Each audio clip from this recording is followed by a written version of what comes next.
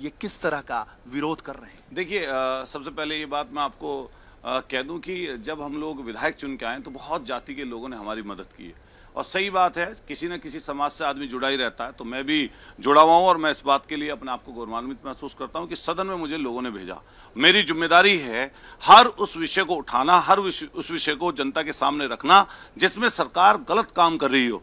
मैं पूछना चाहता हूं, जब डबल इंजन की सरकार उत्तर प्रदेश में है, बजट तो कल आएगा, आज तो अभिभाषण है, लेकिन हमने बजट देख लिया देश का, और हमने वो तस्वीरें भी देखी हैं। बेशक हिंदुस्तान में आने के बाद में तस्वीरों को दबा दिया गया, खींची नहीं गई, लेकिन सबने देखा कि किस तरीके से भारतीयों को जंजीरों में जकड़कर दूसरे देश का विमान लेकर आया। हम शेम कहते हैं वहां की व्यवस्था पर, जो हमारे देश के नागरिकों को इतना कमतर उन्होंने आंका। और जो लोग कहते हैं विश्व में डंका बज रहा है, किस तरह का डंका आपका है?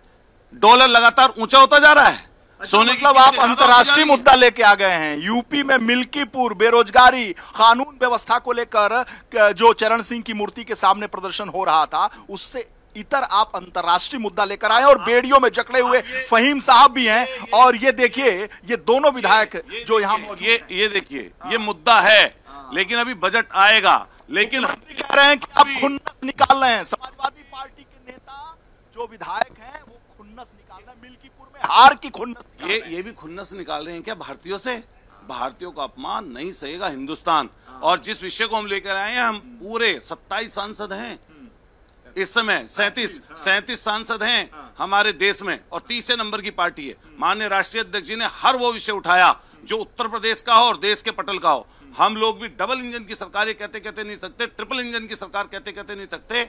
अभी कुंभ पर हम लोग बोलेंगे, लेकिन आज जो हम जंजीरों में प्रत्यात्मक तरीके से यहाँ पर आए हैं, उसका कारण ये है कि एक तरफ दोस्ती की बात करते हैं, अभी खुद 10वीं बार अमेरिका में होकर आए हैं, कह रहे हैं कि दोस्ती इतनी गाढ़ी है कि जो कुछ कर लो, और एक तरफ आपके नागरिकों को किस तरीके से अमानवीय तरीके से हमें बताए विदेश मंत्रालय, देश की सरकार बताए, उत्तर प्रदेश की सरकार बताए, अगर यहाँ पर बेरोजगारी ना होती तो डंकी रूट के माध्यम से मरते हुए लोग वहां पर क्यों पहुंचते? ये प्रतीकात्मक विरोध है। जिस तरीके से आप जंजीरों में जकड़े हुए हैं फहीम साहब, क्या विरोध है? देखिए, बेरोजगारी, ये बात दर्शाती है इस बात को कि प्रदेश में किस हद तक की बेरोजगारी है कि हमारे साथ जातियां हो रही हैं। तो हम तो यही कहना चाहते हैं, सरकार को रोजगार पे बात करनी चाहिए, सरकार को नौजवानों पे बात करनी चाहिए। नौजवान इस हद तक परेशान हैं कि देश में भी इसको काम नहीं मिल रहा, प्रदेश में भी काम नहीं मिल रहा। वो जब कैसे करके डंकी के रास्ते से अगर वो दूसरी जगह चला जाता है तो उसको इतना बेइज्जत कर यहाँ लाया जाता है। तो हम यही कहना चाहते हैं, और ये विरोध हमारा इसीलिए है। राष्ट्रीय से लेकर अंतर्राष्ट्रीय मुद्दों पर विरोध चल रहा है यूपी के सदन में, क्योंकि देखिए, प्रदेश हमारा इतना बड़ा प्रदेश है, दुनिया में इतना बड़ा प्रदेश उत्तर प्रदेश है,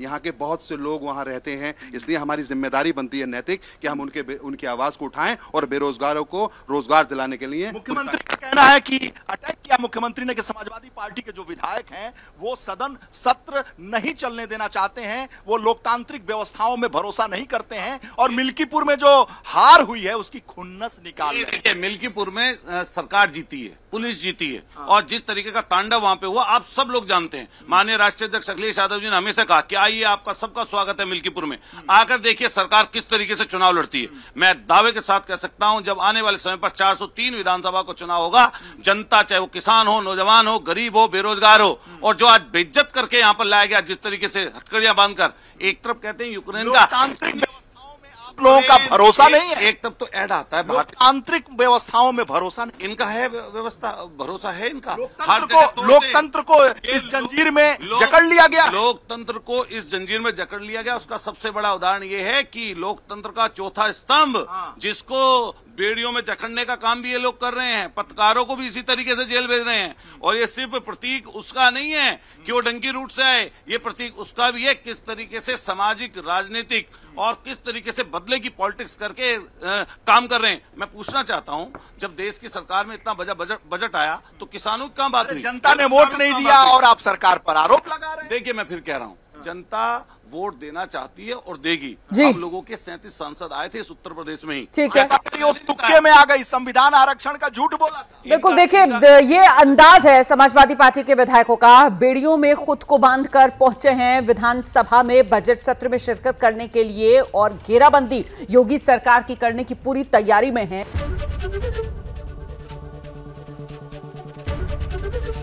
एबीपी गंगा, खबर आपकी, जुबान आपकी।